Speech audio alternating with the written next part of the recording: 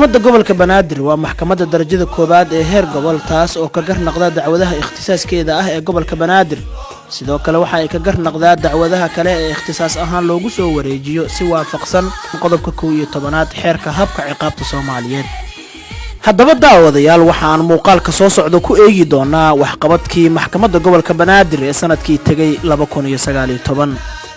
maxkamadda ayaa waxay sanadkii tagay 2019 ka garnaqday dacwado isugu jiray madani iyo ciqaab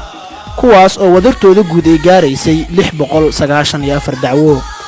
dacwadaha madaniga ah ee soo gaaray maxkamadda gobolka Banaadir sanadkii tagay 2019 ayaa waxa ay wadartooda gaaraysaa 326 dacwo kuwaas oo 79 ka mid ah ay yihiin dacwad dhamaatay halka 247 dacwana ay haatan socdaan. maxkamadda gobolka Banaadir oo dacwadaha ay gashay sanadkii la soo dhaafay ugu badan yihiin dacwadaha dhulalka la xiriira ayaa waxa ay fulin ku sameysay 52 halka 34 ka mid ah ay ahaayeen boosas banaana 18 kalena ay ahaayeen guryo iyo lacago. waa kuwan qaar ka mid ah dadkii fulimahaas loo sameeyay oo dareenkooda muujinaya.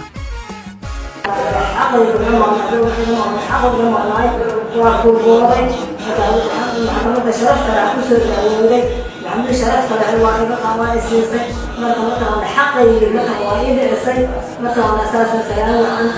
خلي على فصول عن كسر الموت أجري حسنات راسي. ما هديشه دب كستو عن صومري هي دعوة كستو صومري عدالة دي أيام أسوق قلي ودب اللي يقصوا عليه ومحكمة قبل كبراندي وحق عن تلاقي شاري ورقدي بوليسكا هي قبل لقوا أمري maxkamaddu ay ku amreeyday in la ii fuliyo dhulkaygii oo la iiga wareejiyo dadka haysta anigana la iigu wareejiyo gudoomiyaha dhalinyarada ka shaqeynaysa kullu waa wada dad cadaalad ah waa dad ka nadiifa inay laaluush iyo dib iyo bini'aadanka u geystaan waa dad nala xanuunsada waa dad ogol inay dalka iyo dadka cadaalad uga shaqeeyaan. bismillaahir rahmaanir rahiim farxad inoo hooyo inaan maanta ku wareejino furihii guriga ducada Allah noo aqbalo waxaan ka rajaynaynaa insha Allah dadka kale adigoo kalena inay saas oo kale soo gaaraan insha Allah marka waxaan ku wareejinayaa furihii guriga insha Allah dalka iyo dawladda ugu alxamdulillah rabbil alamin maan gudoomiyaha sharafta lahaa sharafta badnaa Soomaali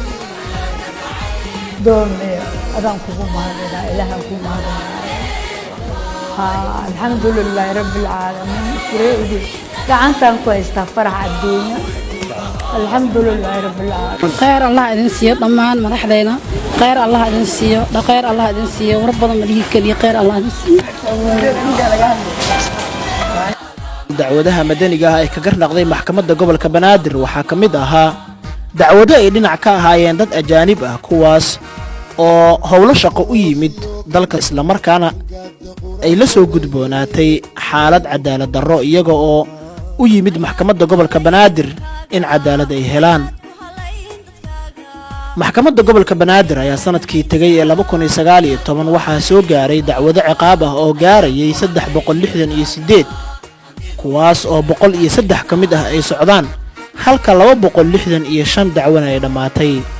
dacwadaha ciqaabta ah ee sanadkii tagay 2019 ay gashay maxkamadda gobolka Banaadir waxa kamid ahaa dacwado ay dhinac ka ahaayeen dad ajaanib ah kuwaas oo lagu soo eedeeyay falal amni darro isla markaana dacwadoodu ku dhamaatay si waafaqsan sharciga dalka. maxkamadda gobolka Banaadir ayaa isbeddello ku sameysay dhanka dhismaha iyada oo la hagaajiyay bilicda xafiisyada ay ku shaqeyso maxkamadda gobolka Banaadir iyo hoolalka lagu galo dacwadaha maxkamadda. maxkamadda gobolka Banaadir ayaa sanadkii tagay 2019 waxay hirgelisay xafiiska xiriirka bulshada Public Relation Office iyo xafiiska caawinta Help Desk Office kuwaas oo qaabilsan xiriirka bulshada iyo maxkamadda gobolka Banaadir kana shaqeynaya soo gudbinta iyo wax ka qabashada cabashada dadweynaha imaanaya maxkamadda iyo kuwa kula soo xiriiraya qaab online ah. maxkamadda gobolka Banaadir ayaa sidoo kale hirgelisay shaashad qaab digital ah ay dadweynuhu kala soconayaan macluumaadka dacwadaha sida magaca dacwadaha, magaca dacweysanaha, gal nambarka, garsooraha ku qoran iyo howlka lagu qaadayo taas oo u fududeynaysa dadweynaha inay helaan xogta ku saabsan dacwadda ay gelayaan. maxkamadda gobolka banaadir ayaa sidoo kale waxa ay leedahay habka kaydinta xogta ee loo yaqaano database oo fududeynaya xogta dacwadaha iyo la socoshada tillaabooyinka la qaaday.